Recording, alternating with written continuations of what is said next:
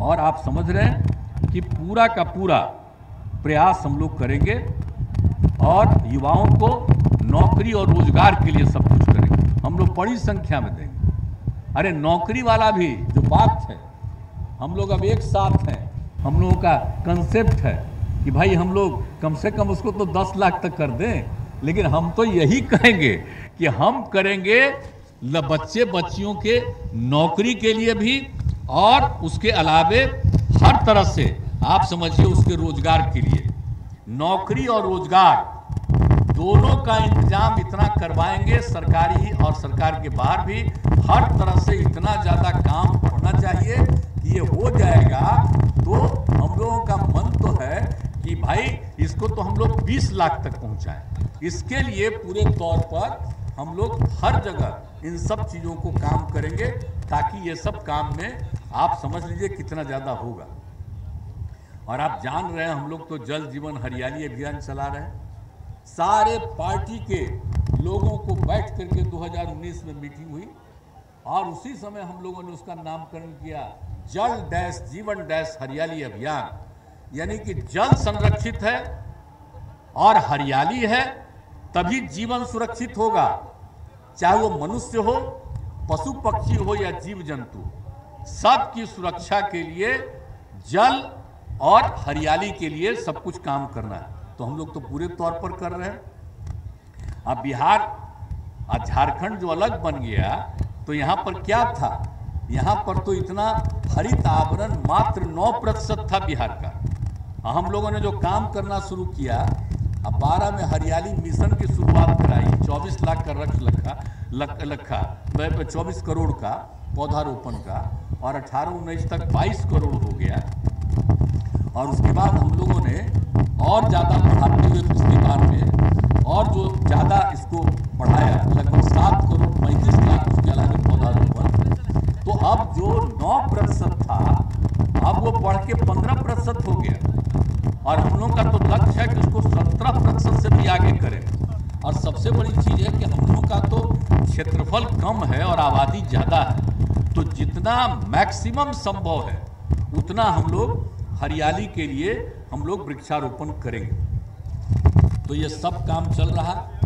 और दूसरा है कि मौसम के अनुकूल कृषि का, तो इस सब लोगों को अब सिखाया जा रहा है। आप समझिए कि 38 जिलों में इसको संचालित किया जा रहा है और हर जगह किसानों को सभी कृषि तकनीकों के बारे में प्रशिक्षित किया जा रहा है और प्रति वर्ष 1.5 लाख किसानों का प्रशिक्षण हो रहा है। तो इसीलिए सब कुछ हो रहा है। और आप जान रहे हैं कि सौर ऊर्जा पर जोर दिया जा रहा है। खाली ऊर्जा की बात नहीं है, असली नेचुरल तो सौर ऊर्जा है और उस पर खूब जोर दे दिया। सरकारी भवनों में 2135 सरकारी भवनों पर सौर ऊर्जा अधिस्थापित कर दी गई। अब आप जानते ही इसके अलावा हम लोगों ने जो तय किया जाति आधारित गणना, और राज्य सरकार अपने संसाधनों से जाति आधारित गणना करा रही है। हम लोगों ने तो तय किया 500 करोड़ रुपया खर्चा होगा, 500 करोड़ रुपया खर्चा करेंगे, जितना खर्चा होगा करेंगे, लेकिन हम लोग जाति आधारित गणना करेंगे। और इसको समझ लीजिए, इसके लिए सामान्य प्रशासन विभाग को जिम्मेदारी दी गई है और जिला स्तर पर जिला पदाधिकारियों को दी गई है। और इस काम में विभिन्न विभागों के जितने अधीनस्थ कर्मियों की सेवाएं ली जा रही, सब तरह की पूरी तैयारी कर दी गई है। सबकी सेवा ली जाएगी और पूरा तैयारी करके इसको तेजी से हम लोग जाति आधारित गणना करेंगे।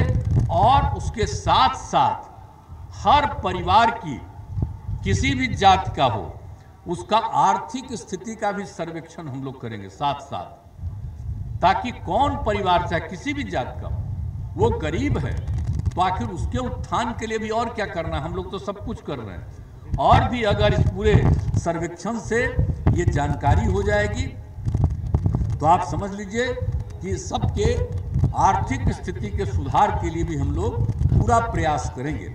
और इससे ये हो जाएगा, ये जो जाति आधारित गणना का हमारा काम, और उससे जो भी निकलेगा उसके लिए उनके लिए उनको और बेहतर बनाने का जो हम लोग काम करेंगे।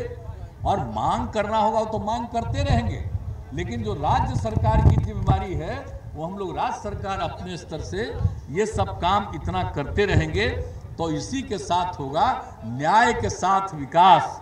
ये सबसे बड़ी चीज है। तो हम लोगों को जब मौका मिला भाई, तो हम लोग तो इतना काम इतने दिन से करते रहे हैं।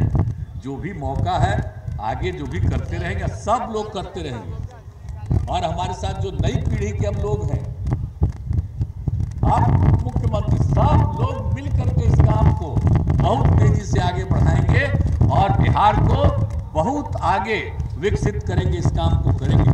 इसलिए आप सब लोग इन बातों को जान रहे हैं, हम लोग काम कर रहे हैं, आगे भी सब लोग हम लोग पूरा काम करते ही रहेंगे। और सरकार की कामना है कि समाज में सद्भाव एवं भाईचारे का वातावरण रहे, पूरे समाज में सद्भाव और भाईचारे का वातावरण और पर्यावरण का संरक्षण होना चाहिए। और राज्य को कोरोना संक्रमण की महामारी से मुक्ति के लिए इसके लिए निरंतर और सभी चुनौतियों के बावजूद हमारा राज्य प्रगति के पथ पर अग्रसर है। हमारा अतीत गौरवशाली है, विरासत समृद्ध है। हम उसी ऊंचाई को फिर से प्राप्त करना चाहते हैं। स्वतंत्रता दिवस के शुभ अवसर पर हम सब यह संकल्प लें, बिहार को राष्ट्रीय स्तर पर एक खुशहाल राज्य के रूप में स्थापित करने के लिए अपना सहयोग प्रदान करेंगे। और इस अवसर पर एक बार पुनः सभी बिहार वासियों को मैं शुभकामना देता हूं। जय हिंद, जय हिंद।